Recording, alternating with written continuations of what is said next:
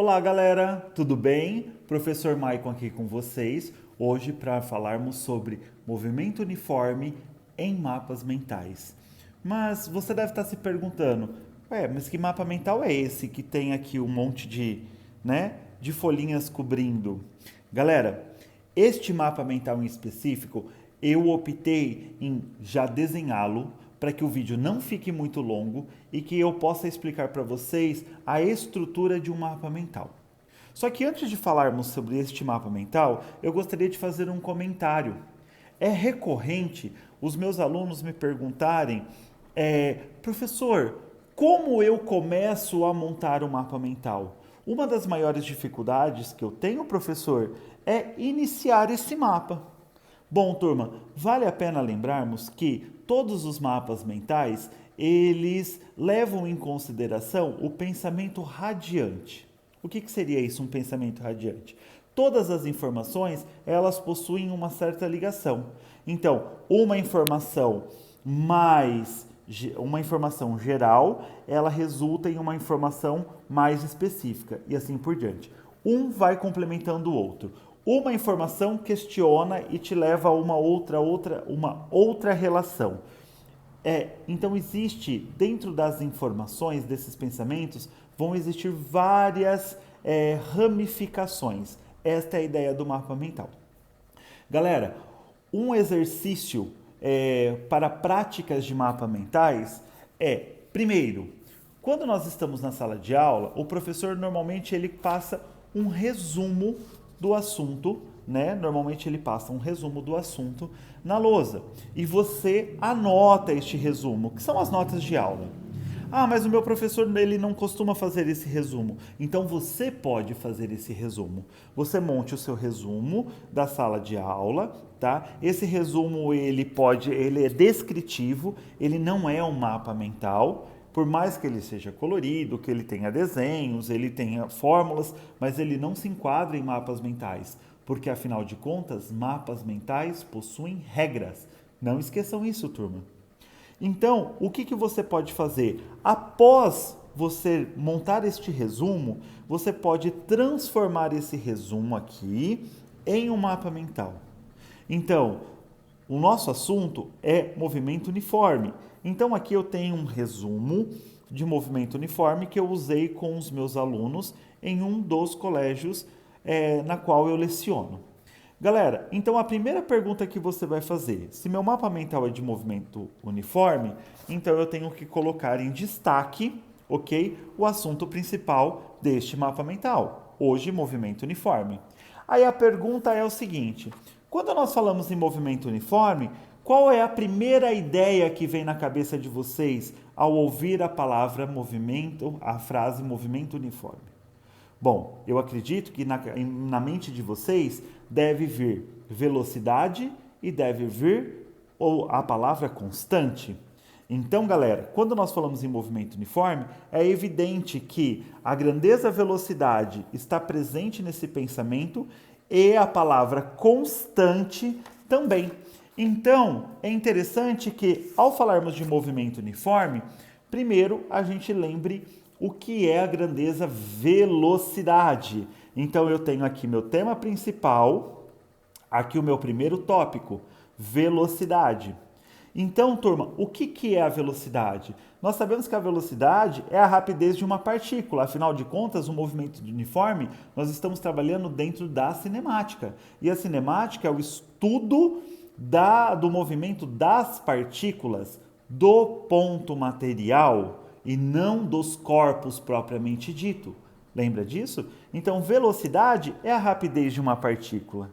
E como que a gente determina então essa velocidade? Turma, repare que os meus subtópicos, eles estão especificando o meu tópico velocidade.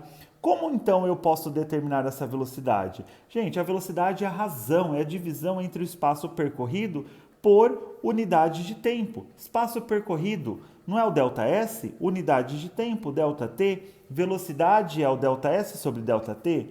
Turma, ΔS, deslocamento escalar. ΔT, intervalo de tempo. Toda vez que aparece delta na física, é o final menos o inicial. Se chama de variação, galera. Se for uma velocidade média, esse ΔS vai ser o que? A distância total percorrida pelo tempo total que levou para percorrer. Se for uma velocidade instantânea, esse ΔS aqui nós consideramos como a variação do espaço naquele intervalo de tempo bem pequenininho, tendendo a zero. Né? Quando nós falamos o intervalo de tempo tendendo a zero, nós vamos pegar o menor valor possível do tempo, exatamente para determinar a velocidade naquele instante, instantânea, naquele instante. Ou seja, na prática é a velocidade em um certo instante do movimento. Turma, toda velocidade, grandeza, tá? Então a velocidade ela é uma grandeza física, então ela precisa de uma unidade de medida no sistema internacional, metros por segundo. E aí vale lembrarmos que também pode ser medida em quilômetros por hora, e o fator de conversão é este aqui, de metros por segundo para quilômetros por hora, multiplicamos pelo fator 3,6, de quilômetros por hora para metros por segundo, dividimos por 3,6. Bom, galera, quando nós falamos em movimento uniforme, então a velocidade é importante. Por que importante? Porque eu preciso saber a ideia de velocidade, o conceito de velocidade, para poder, então, conceituar, definir o que é o movimento uniforme. Então, o movimento uniforme, ele tem por definição, ok? O movimento de velocidade constante dessa partícula.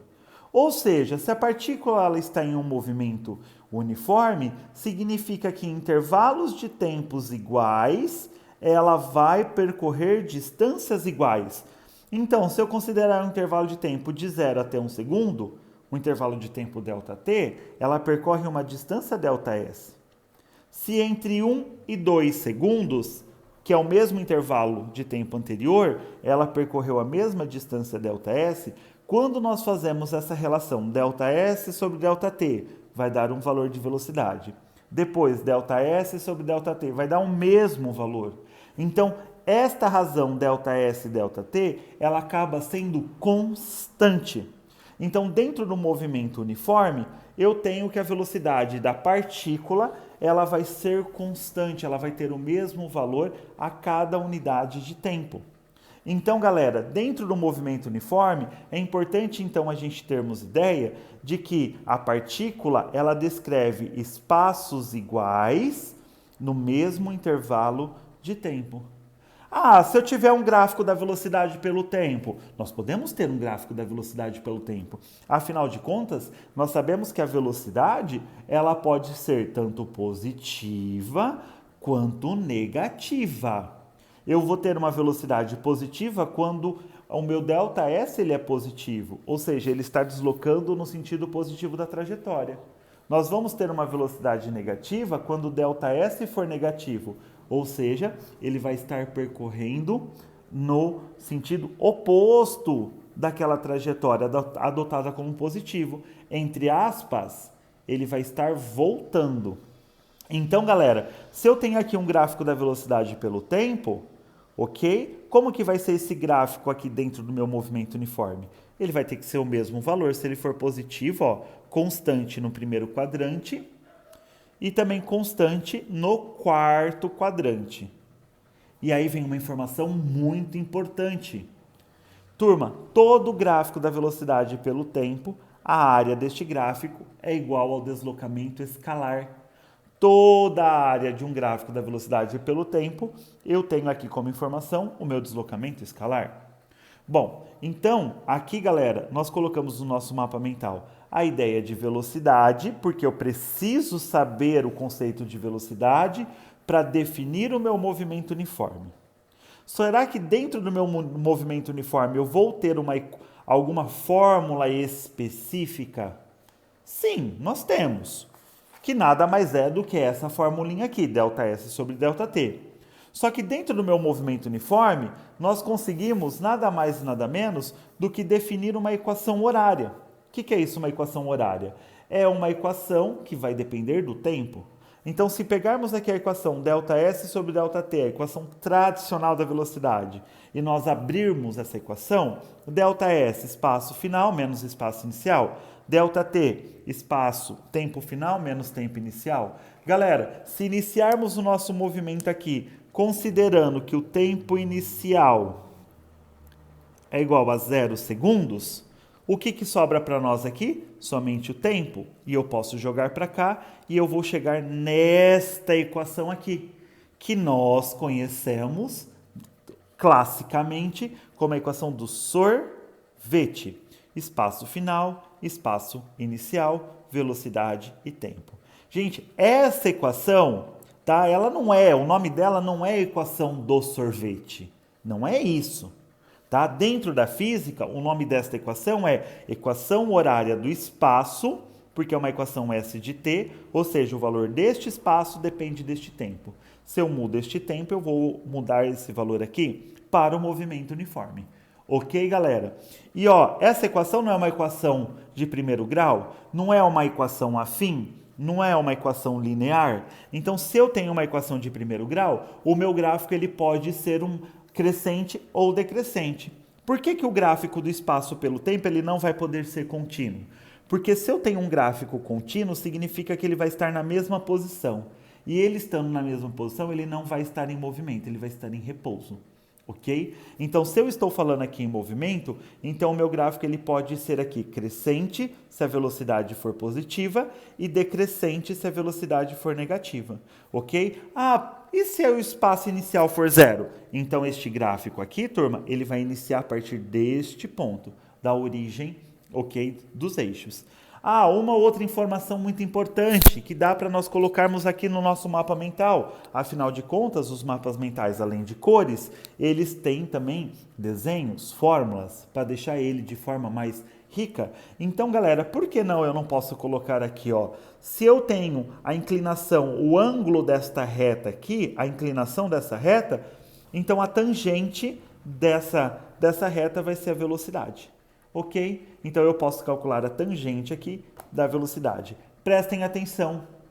A área obtendo ΔS é somente no gráfico da velocidade pelo tempo e não do espaço pelo tempo, tá? Tomem cuidado.